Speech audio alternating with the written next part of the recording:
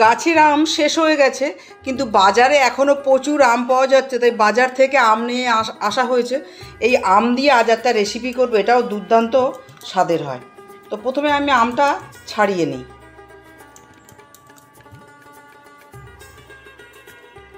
খোসা তুলে নিয়েছি, এবার কেটে নেব। এরকম ছোট ছোট করে কেটে এটা মিক্সিং জারের মধ্যে দিয়ে দেব। এবার দেব দুটো কলা।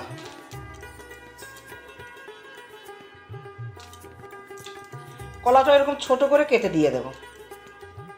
আম আর কলাটা পেস্ট করে নিয়েছি।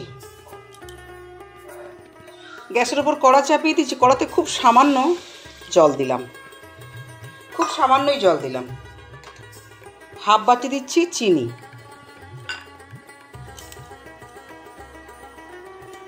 দিয়ে দেবো আম এবং কলার পেস্টটা। এটা একটু জাল দিয়ে নেব। আম কলা শিরেটা ফুটছে, এটা 1 থেকে 1.5 মিনিট এরকম মিডিয়াম টু হাই হিটে ফুটিয়ে নেব। নমস্কার, আমার বৈষ্ণব রসনামৃততে সকলকে স্বাগত। আমার রিকোয়েস্ট, আপনারা আমার ভিডিওটা প্রথম থেকে শেষ পর্যন্ত দেখতে থাকুন। দেখে ভালো লাগলে অবশ্যই লাইক শেয়ার করবেন এবং আমার চ্যানেলটিকে অবশ্যই সাবস্ক্রাইব করে রাখবেন। মিনিট 2 সময় এটা ফুটিয়ে নিয়েছি। তারপরে এবার নিভিয়ে দেব। নিভিয়ে দিয়ে পুরোপুরি ঠান্ডা করব না, হাতে সহ্য হয় বা হাত সহ এটা গরম থাকতে থাকতে দেখাবো এরপরে আমি কি করছি। এবার একটা বাটি নিলাম, 1 বাটি দিলাম সুজি। যে পরিমাণ সুজি দিলাম সেই পরিমাণে দিচ্ছি ময়দা, খুব সামান্য দিচ্ছি লবণ। গুঁড়ো দুধ ছোটো ছোটো প্যাকেট যেগুলো হয় সেগুলোর আমি 2 প্যাকেট দেব। এবার চামচের সাহায্যে একটু মিশিয়ে নেব। এবার দেব আম কলার পেস্টটা। সবটা একেবারে দেব না, কতটা লাগবে সেই অনুযায়ী দেব।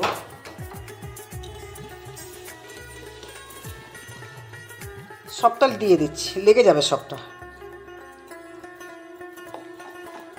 এবার একটু ফেটিয়ে নিচ্ছি।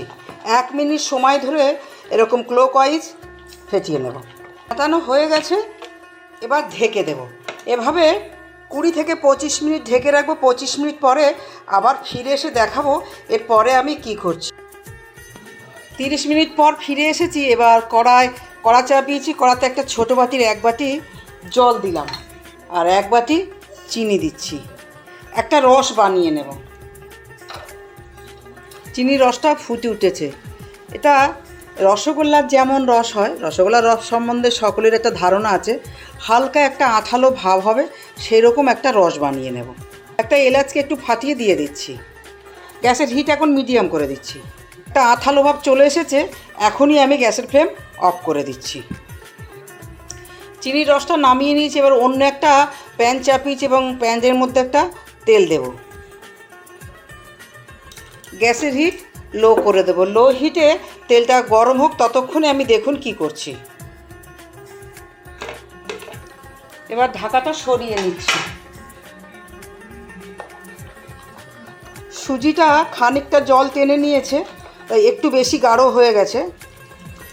আগে একটু ফেটিয়ে নেব, তারপর যদি প্রয়োজন হয় সামান্য জল দেব, কিন্তু সেটা গরম জল দেব।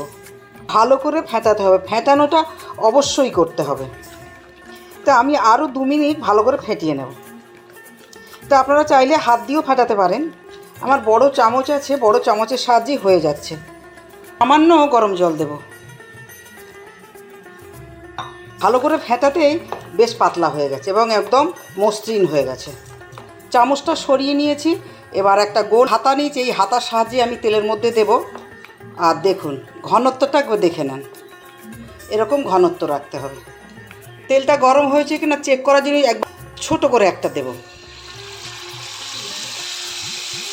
একদম ফুলে উঠেছে।